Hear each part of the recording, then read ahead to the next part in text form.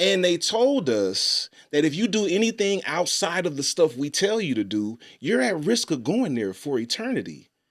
And in the process, they demonized our ancestral spirituality. So, for a lot of people, holding on to that demonization of their ancestors is literally a matter of life or death. Mm. And this was something that my wife helped me out early in my ministry because I'm very logical. It's like, if shit don't make sense, I ain't trying to do it. So I would be, on my little Facebook Live, I did a weekly vlog, and I'll be hitting people with the logic, like, yo. But that's why when I first discovered you, I was like, we doing the knowledge, like immediately. I was like, I like that. But like I will be doing that and telling people like, yo, here's a verse that contradicts that. Here's a historical event that contradicts that, yada, yada, yada. My wife, she a therapist. She was like, yo, you're absolutely right. Everything you're saying is on point. But people don't connect to their theology intellectually. They connect emotionally.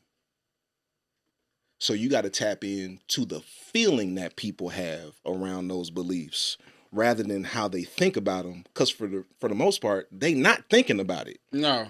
So that's and goes back to what I was saying. When I left the church, I left the fear. Like exactly. I lost that fear. And because it was embedded, because it's like, shit, I ain't trying to go to hell, bro. That sound like, what? Exactly. Nigga, why is the lake on fire? It's a lake of fire? Yes. And the other spot, the roads is paved with gold. Nigga, I'm trying to be there. Exactly. And you know what I'm saying? And it's such a rigid, not only way of thinking, just a way of living, man. Yeah. You restrict yourself so many expressions of freedom. Yes. You're in bondage. You're in bondage. And also, the nigga that got you in bondage, he loves you. Listen, and that is tied to how we were introduced to Christianity. Like, there are many different forms and iterations of Christianity. We were introduced to Christianity for the most part in the context of the plantation, being enslaved. For sure. So that is why we lean into slave motifs in the Bible. Because again, whatever you're looking for, you're going to find. For sure. So if you want to find a message of liberation, you can. But we were given slave messages. So that was the introduction. So we went from being slaves to a slave master. And we were told, you either a slave for Christ or you a slave to sin. Either way, you a slave. Either way, you a slave. Either way, you a slave. So for me, it was like, I can't do that no more. Yeah.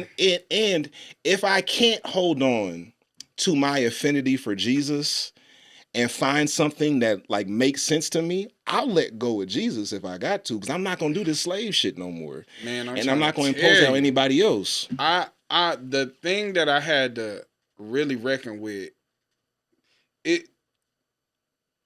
Stepping away from the church, me and you stepping away from Jesus on a very base level way of thinking, right? Mm-hmm. The church is directly connected to Jesus. They're parallel in most people's mind. Mm-hmm. But then when you study the word, you realize it's not so parallel. Right. But if you leave before you really have an understanding, it's the most radical thing you can do, because it's like, damn, I'm turning my back on Jesus, bro. Mm-hmm. And in my relationship, Deanna grew up in the church, brother.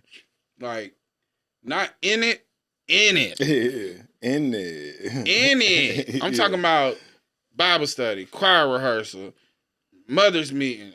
Her mama was so in that church every day. Her mama basically lived in the church. And her being her daughter, she lived in the church with her. Yeah. And I just had to tell her, like, I can't do that no more. And she was like, well, if you gonna break up with Jesus, you gotta break up with me. I said, I'm willing to do that. And because of how locked in we was, she was like, tell me more about what you thinking. Yeah. Like, tell me more. Curiosity. And she was like, because if you willing to leave me, this shit gotta be real for you, because you commit. Like, that's who I am. I commit to things. And I'm telling you that, like, there ain't gonna be no juice left when I'm done squeezing. I'm getting everything out of it, and then I'm gonna take with me what I need, and everything else I can leave behind.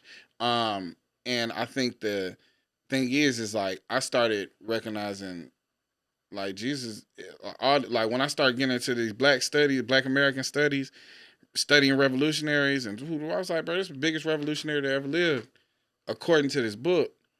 And other people may feel like that about, you know, if you feel like that about Muhammad, you feel like that. But I was like, in my lifetime and what I was taught, this is the greatest revolutionary that ever lived. I ain't turning my back on that. I might not worship him, Right. but I'm definitely gonna follow his blueprint, and I'm definitely gonna follow his words.